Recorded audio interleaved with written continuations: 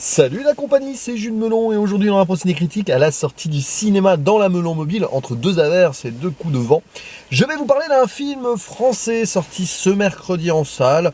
Je ne savais pas trop vers quoi me diriger, d'ailleurs sur cette semaine de sortie. Pas grand chose qui m'intéressait plus que cela, alors que la semaine prochaine ça va être une catastrophe et je vais rater probablement des choses, mais j'ai décidé d'aller soutenir une production donc nationale, locale, Ce qui compte, qui est le nouveau long métrage d'un certain Jean-Baptiste Leonetti.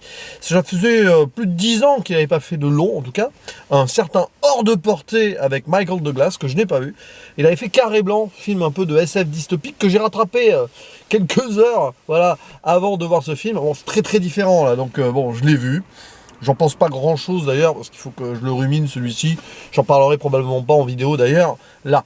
Mais là, nous avons donc, dans un style plus, on va dire, habituel dans le cinéma français, une sorte de comédie dramatique avec, dans les rôles principaux, une actrice et un acteur qu'on voit beaucoup.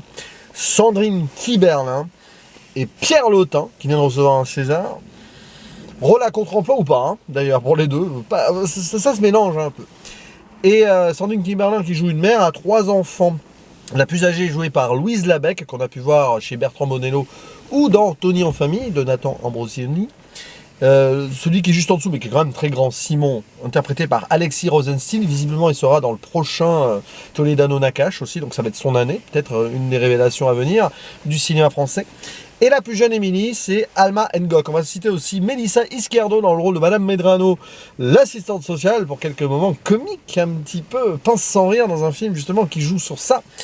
Parce que on va avoir la rencontre de deux personnalités très différentes. D'un côté, Rose, donc mère de famille seule, avec 3 enfants, qui est dans la dèche, elle est fauchée.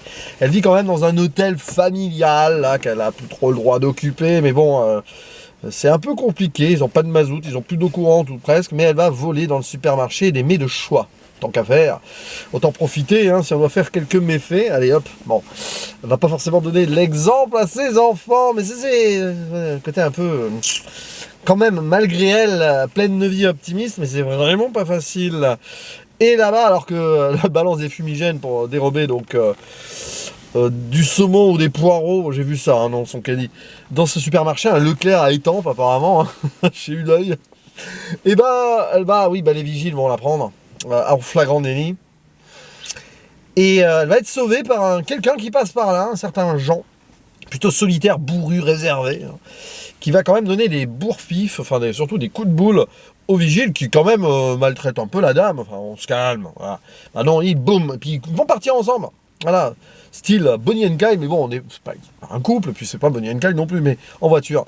Et là, ils vont faire connaissance. Alors, c'est pas facile, parce que Jean, il vit seul dans sa camionnette, près de l'aire d'autoroute, là. Il a pas trop envie de voir Rose s'incruster, mais elle reste. Elle veut. Mais non, mais Jean, vous êtes sûr que je voulais pas que vous aide? Bon, elle est très gentille, mais lui, il a pas envie. Il a envie d'être seul. Il a envie qu'on lui fiche la paix. Mais de fil en aiguille, elle va insister, elle va revenir, elle va foutre la camionnette en feu, par erreur. Et du coup, elle va accueillir Jean chez elle, dans cet hôtel familial. Sauf que les enfants vont pas forcément directement accepter cela. Enfin, surtout le fils. La plus petite, Émilie, derrière son casque de Daft Punk, ça va. Et la plus grande, elle a envie d'être créatrice de mode. Elle n'a pas trop d'avis, mais bon. Et bon, pour faire, on va dire, en sorte que la mère garde ses enfants, il va accepter de jouer le rôle, vite fait, des fois, du nouveau mari, une sorte de commandant de bord, donc avec l'assistance sociale, pour des scènes évidemment amusantes. Mais avec l'humour du gars réservé, un peu pudique, là, et ça colle super bien à Pierre Lotin, qui est superbe, d'ailleurs, il est très très bon dans ce film. Mais Sandrine Kiberlin aussi. Et en fait, là, je suis arrivé au bout, je me suis laissé prendre par des petits moments de sourire et d'émotion. C'est facile, de ressentir cela. Je ferai une mini-zone spoiler. Il y a des défauts, mais j'ai passé un bon moment dans ce film. Voilà, il y a des trucs qui font qu'en fait, tu sens que ça hésite entre les moments posés et d'urgence, et ça va dans tous les sens, parce que t'as deux personnages comme ça. Du coup, le film, parfois, je pense, en fait, pâtit de sa courte durée, un peu moins d'1h40, mais en même temps, les changements de rythme sont là. Et du coup, le montage, par moment, est un petit peu calamiteux, notamment dans la première partie du film. Arrivé dans la dernière acte, conclusion, oui. Des fois, voilà, ça va un peu trop vite, tu as des sortes d'ellipses. Je me demande s'il n'y a pas des scènes coupées, que ça n'a pas été trop bien géré. Bon. En même temps aussi, c'est l'histoire voilà, du gars, il s'en va et puis il revient parce qu'il n'est pas accepté, il n'a pas trop envie, on veut qu'il fiche la paix, mais il est quand même là, et puis il y a la petite qui s'attache à lui. Bon, ça fait un peu ça.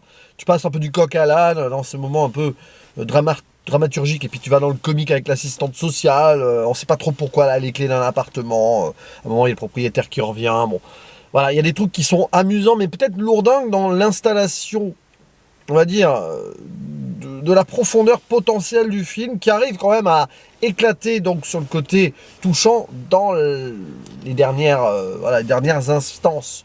Parce que bon, c'est pas qu'il y a des petits secrets, mais quand même, hein, il y a des choses qui se révèlent, il n'y a rien de ultra surprenant non plus, c'est peut-être un peu poussé vers le mélo, peut-être.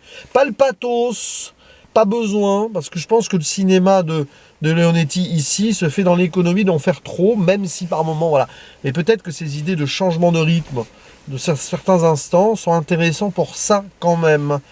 Mais ouais, c'est pas que je suis frustré, c'est qu'en fait, on passe à côté d'un très bon film. Peut-être, mais c'est un bon film, c'est déjà ça. Et puis, c'est brillamment interprété. Parce que finalement, bon, Sandrine Kiberlin, on le sait, voilà, c'est un rôle pour elle. Et Pierre Lotin aussi. Mais Pierre Lotin, il a des palettes dans ses nuances de jeu de Pierre Lotin, j'ai envie de dire. Là j'aime bien le côté un peu sombre, quand même, mais pas trop. Puis, les petits, il bougonne comme ça, et puis les petits trucs, ça fait un peu... C'est drôle, c'est caustique et tout. Et on a un Pierre Lotin un peu musicien, d'ailleurs, visiblement, alors il est en tout cas accrédité en tant que tel co-compositeur de la musique avec Fred Avril. Alors c'est peut-être juste parce que il joue de l'harmonica. Alors il passe du trombone en fanfare à l'harmonica. Sûrement un musicien, il sait faire beaucoup de choses, hein, comme beaucoup d'acteurs français. Je pense à Benjamin Laverne, tiens justement. Rappelez-vous sa prestation au César. Mais non, mais il y a quelque chose qui fonctionne bien et l'alchimie se fait. Même si du coup c'est difficile avec les personnages. Et que en fait, il y a des moments où ça va se poser un peu là. On va peut-être vers certains travers potentiels aussi, de clichés attendus, peut-être. Mais ça se fait en douceur, en progression. Et finalement, arrivé au bout, tu te dis, voilà, hein, c'est logique qu'on en soit là. Et les enfants, bon, c'est un petit peu dommage, j'ai envie de dire, que Louise Labèque, qui est très très bonne aussi, jeune actrice, ait eu un peu moins de place là, si ce n'est, bon, elle a son moment de bravoure à un moment vers la fin, dans un bus. Mais je sais pas, son personnage est un peu moins creusé dans le sens où elle est un peu plus discrète, elle a son rêve, son école de mode, et elle crée déjà. On va plutôt se concentrer sur la petite Émilie, qui a un langage très châtié. On montre justement que dans cette condition-là, elle prend forcément des mauvaises habitudes, mais au moins brute de décoffrage comme la mère un peu. Alors c'est marrant parce qu'à un moment elle dit qu'elle s'est disputée avec une certaine Sandrine Coquerel, ça m'a marqué.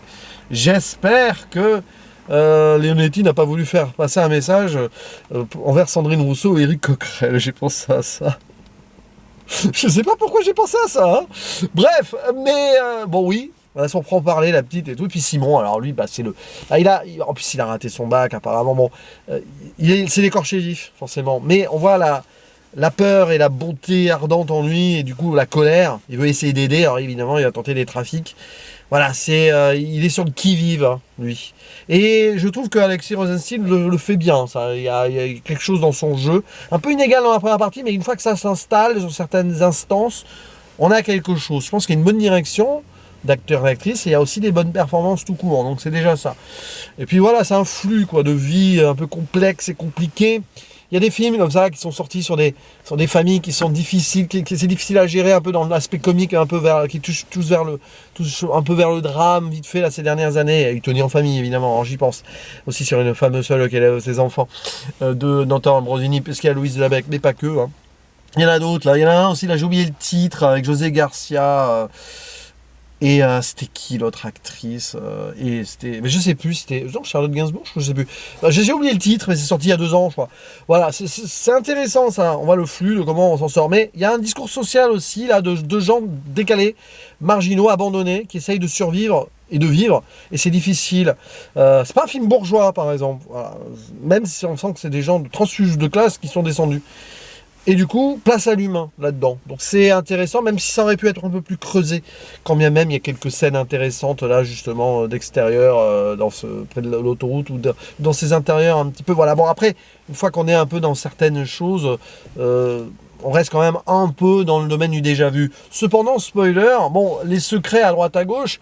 Alors, autour de gens, on n'en saura pas beaucoup plus à part qu'il était grutier, que sa femme, là, bon, l'a trompé, bon, peu importe, pas grave. Personnage même, on n'aurait pas dû en savoir du tout plus. Mais l'intérêt, c'est que Rose va lui faire confiance tel qu'elle le sent, tel qu'elle le voit, parce qu'elle a un secret. Elle a un secret, à un moment, on voit qu'elle a une perruque, elle est en chimio, elle a un cancer. Mais elle fait style, ça va aller mieux, et voilà, elle continue pour ses enfants de faire face jusqu'au bout de l'épuisement, jusqu'à la mort. Voilà, parce qu'elle va mourir. Alors c'est très brutal, parce que, voilà, on la voit, dernier mot à Jean. Non, je compte sur toi, tu vas pouvoir prendre ma suite. Et puis en effet, après, bon, c'est un peu téléphoné, c'est le cas de dire. Jean reçoit un appel, alors qu'il est dans le bus, il ramène les gamins, et elle meurt, et allez, le chauffeur du bus fait demi-tour. Il y a des trucs comme ça, il y a des raccourcis dans le film, hein. Mais je pense que c'est plus pour se centrer sur les émotions, ce qui fait que, voilà, on rentre un peu dans le mélo à la fin. Mais belle scène vers l'hôpital, dans l'urgence de la course, trop tard, hein, évidemment. Même si ça aussi, c'est du déjà vu. C'est pas un film qui va révolutionner les choses, mais qui touche quand même la corde sensible, parce qu'on ne peut pas ne pas être sensible, humainement parlant, dans un film comme ça. Après, il faut voir derrière le point de vue de pourquoi il a voulu raconter ça, Leonetti. Peut-être pour montrer que oui, il y a des gens qui peuvent chuter très bas, que ce soit à cause de la maladie, à cause du manque d'argent.